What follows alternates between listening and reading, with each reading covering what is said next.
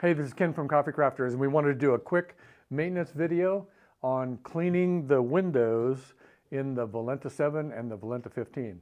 So in the Valenta 7, which I have a Valenta 7 hopper here, you would remove the front panel, the front top panel of the roaster to access the side windows. In the Valenta 15, you would just remove the silver enclosure around there. You don't need to remove the front panel, and that will expose what's inside.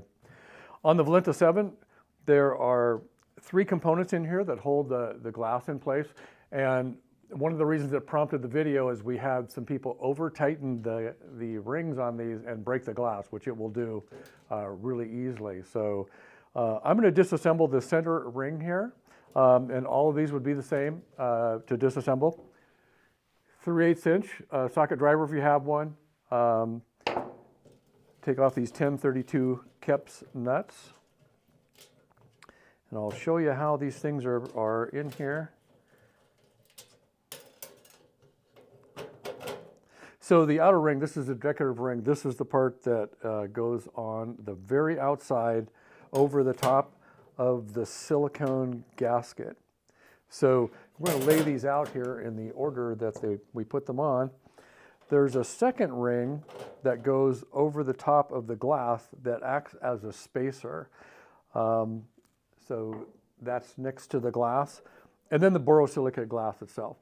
So Bryce, if you can get in here close, you'll see that there's a ridge machined into this borosilicate glass. And when we put that down there, we wanted it to be flush with the inside of the hopper. So when the beans are going by, they don't have a surface to hit. So that's how you take them out. You can clean these with Cafiza, which is still my favorite thing for cleaning coffee residue. And they do get dirty. The ones down lower, the beans kind of clean it off a little bit. They don't get dirty quite as fast. The top ones get dirty faster. But you probably want to clean them all when you take it apart.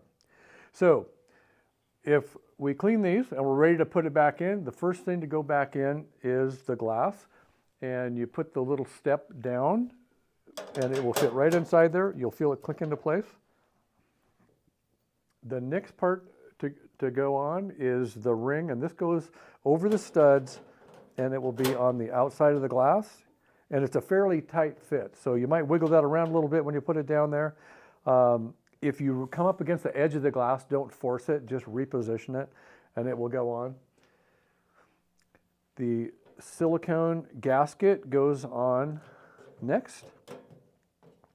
So we'll put that on there and get it all the way down. And now this is really the important part. So when we put on this outside decorative ring, that's what these nuts are going to go on. So when we put these nuts on there, what you absolutely do not want to do is do not over tighten them. Both the people that broke the glass said they noticed that the nuts were actually fairly loose when they took them off.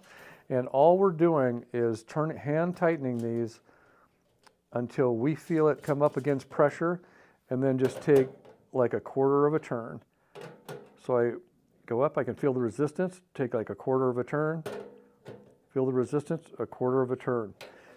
And what we're doing is we're compressing that silicone gasket in there just to hold it tight, but we don't want to totally compress that silicone gasket because then we'll get metal basically against the glass. The sides of this will flex when it heats up, so it has expansion and contraction going on in this metal. And that loosely compacted silicone gasket will allow it to flex without breaking the glass. We're going to have more videos later and more instructions on actually getting the hopper out and cleaning the hopper. If you are ready to clean your roast chamber, just give us a call. We'll walk you through it. There's only a few things you need to be aware of that'll help make it easier. When you get this thing out, as you'll see, it's fairly large, right? And you're thinking, well, how am I going to clean that thing all at once? What you want to do is fill up the largest sink that you have with hot water and Cafiza, and immerse half of it at a time. Make sure that your windows are out when you do that. And you only need to let it soak for maybe an hour, and then it's ready to clean that side. You will access the hopper through the end for most of it because you can get your arm in there, but you can also get a brush with a handle through the window holes. When you're done with the top half, you can take the bottom half off. One of the things I personally would do if I was changing mine, there are more 1032 nuts right here. You can see how the whole assembly here is held on with these 3 nuts. I would take those off and take the dump gate out, because that would make it so that when you're inside here, you could also access it through here for cleaning, and that'll make it a little bit easier. This is going to be just like the round conical hoppers. The stainless steel is going to get discolored around the bottom here, and no matter how much you clean, it's not going to change that. So when it's clean, it's still going to be a little discolored. But what you want to do is make sure that you clean it often enough so that it doesn't get a real heavy carbon buildup of the residue on the outside, because once that gets burnt into the stainless steel, it's really hard to get off. So those of you that have waited a long time to clean your hopper, you probably know what it's like to try to get that residue off. So that's basically how to clean the windows.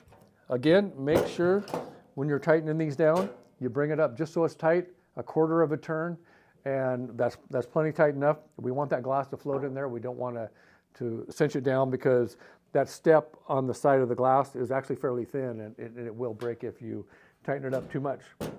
So that's it for now. We'll have more maintenance videos to follow. Have a good day.